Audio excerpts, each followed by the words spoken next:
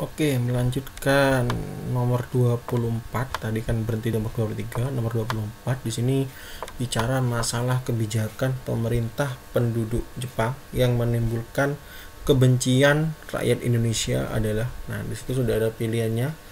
Kalau kita cek jawabannya nomor 24 itu yang D. Yang D itu ada di lembar berikutnya. Nah, di lembar sini jawabannya. Sorry, yang D. Nah, ini apa D sih? Ya, menyelenggara yang D itu apa sih?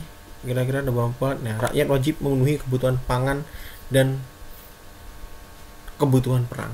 Ya, makanya kan di masa pendudukan Jepang itu kan ada yang namanya Romusa. Kalau di Belanda itu Rodi ya.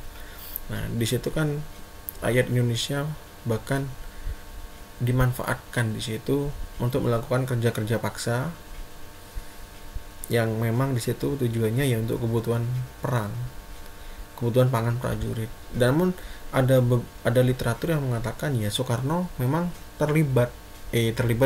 mendukung, jadi Soekarno itu mendukung tentang Romusa itu.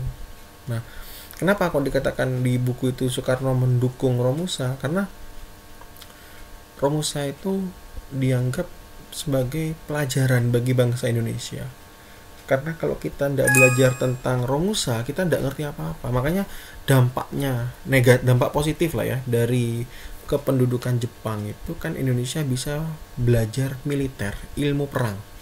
Kalau di Belanda itu kan Indonesia bisa belajar tentang pertanian, karena di situ kan mulai dari tanah paksa, sewa, usaha swasta. Kalau di Indonesia, di Jepang itu tentang, karena Indonesia kan dilibatkan tuh dalam Heiho, Fujinkai, Keibodan. Dari situ kan berhubungan dengan organisasi-organisasi perang. Nah, itu yang dimaksud Soekarno. Makanya Soekarno mengatakan kalau kita tidak mendukung Romusa, ya kita tidak tahu tentang teori perang. Akhirnya di situ dampak positifnya itu ya, tapi memang resikonya ya kita siap kehilangan para rakyat Indonesia lah. Nah, memang itu resiko dan pilihan yang memang Soekarno sudah paham itu. Ya, jadi jawabannya yang D, rakyat wajib memenuhi kebutuhan pangan dan kebutuhan perang. Untuk nomor 25, salah satu prestasi yang dicapai oleh Kabinet Ali Sastro Amijoyo I dalam bidang politik adalah, nah ini keren, Ali Sastro Amijoyo ini ya, sekitar tahun 54 ya, pada masa demokrasi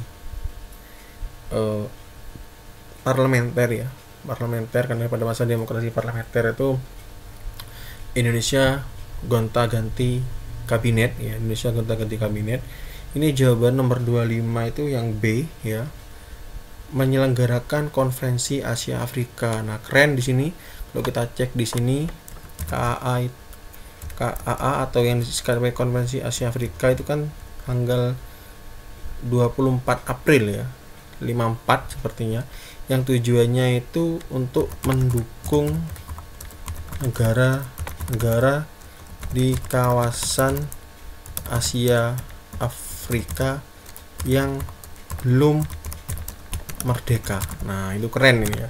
Ini salah satu visi misi Soekarno di dalam dunia internasional, yang pada waktu Soekarno sempat mengeluarkan politik luar negeri bebas aktif ya, sampai mengeluarkan gerakan non blok. Salah satunya ini mendukung negara-negara di kawasan Asia Afrika yang belum merdeka, khususnya di wilayah ini, karena pada waktu itu di sini masih banyak negara-negara yang masih ya belum merdeka di wilayah Afrika. Makanya Soekarno sangat tertarik dengan politik internasional ini dengan menamakan politik luar negeri bebas aktif itu ya. Memang keren sekali di sini, istilahnya itu keren sekali ya pada masa ini, sehingga sampai detik ini ya di Mesir tuh bahkan ada istilah Jalan Soekarno, Buah Soekarno gitu ya. Saya pernah baca artikelnya gitu ya, karena memang jasanya sangat luar biasa di hadapan dunia internasional gitu ya.